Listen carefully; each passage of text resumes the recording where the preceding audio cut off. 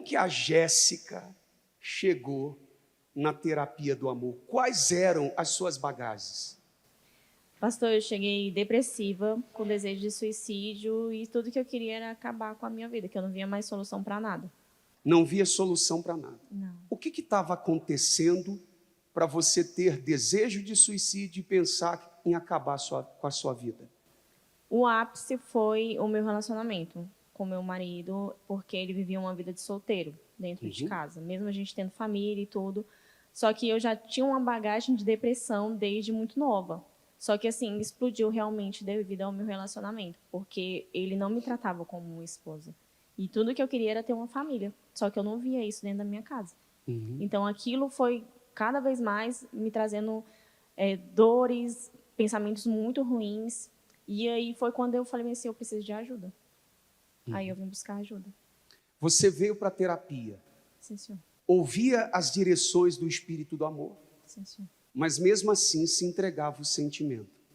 Sim, eu ouvia todas as direções, mas quando chegava em casa, diante do problema, eu agia como se não tivesse ouvido nada aqui na reunião. Como se fosse, não estivesse aprendendo nada, como se eu estivesse caminhando sozinha e enfrentando os meus problemas sozinha. Eu pensava que Deus não estava comigo ali, porque eu tinha que fazer alguma coisa e não podia esperar Deus fazer. Eu pensava assim. Então, se eu não fizer nada, não vai acontecer nada. Eu não sabia esperar. Você chegou a seguir ele? Dar uma de detetive? Já segui, eu clonava o WhatsApp, Clonava o WhatsApp. Ixi, eu fazia um monte de coisa. E não resolveu. Não resolvia nada, só piorava a situação. E quando que mudou? Mudou depois de 1 ano e meio. Eu fiquei vindo na terapia 1 ano e meio. E aí teve um ápice que eu falei assim, eu não aguento mais. Aí foi quando eu caí de joelhos e falei, Deus, se o Senhor não agir, não adianta eu fazer mais nada. E aí foi quando eu falei, agora está nas suas mãos. E mesmo depois de eu ter entregado ele, eu via tudo acontecendo, porque ele não parou. Ele continuou fazendo tudo errado, ele continuou vivendo a vida de solteiro. Só que eu via as coisas acontecendo, só que eu já cria. Eu já conseguia ver que o problema estava resolvido.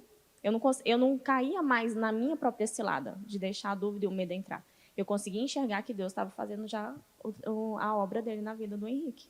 Ele não mudou de imediato. E mesmo vendo as atitudes, o que ele continuava fazendo, mas você começou a agir de uma maneira diferente. Completamente diferente. As reações que eu tinha era completamente o oposto do que eu tinha antes. Tanto que ele conseguiu perceber que eu não estava mais agindo normal. Eu já estava completamente diferente. Porque eu não conseguia mais enxergar o problema, eu enxergava a alma dele. Aí eu conseguia ver que Deus que ia agir. Não adiantava eu tentar mexer na alma dele, porque a gente não consegue. Somente Deus pode fazer isso. Então eu deixei Deus fazer a parte dele. Eu confiei. E levou quanto tempo desta decisão até a transformação? 2 meses. 2 meses.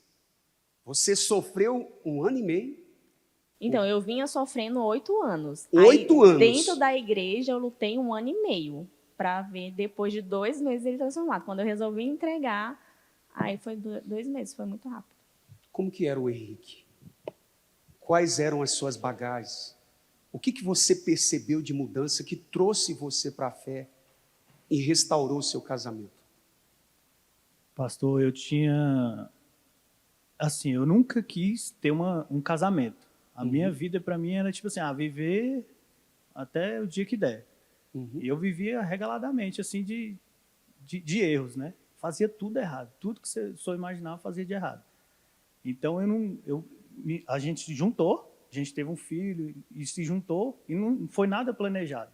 Então, eu vivia a minha vida bagunçada. Deixava ela em casa, saía para trabalhar e ia para as festas, noitadas, virava noite. E no outro dia eu chegava achando que estava tudo normal. E assim, eu via o sofrimento dela, mas eu supria. No outro dia eu chamava para passear, convidava para passear, tentando amenizar aquela situação, né? Chegou a um ponto que eu falei, poxa, não dá para viver uma vida dessa situação, né?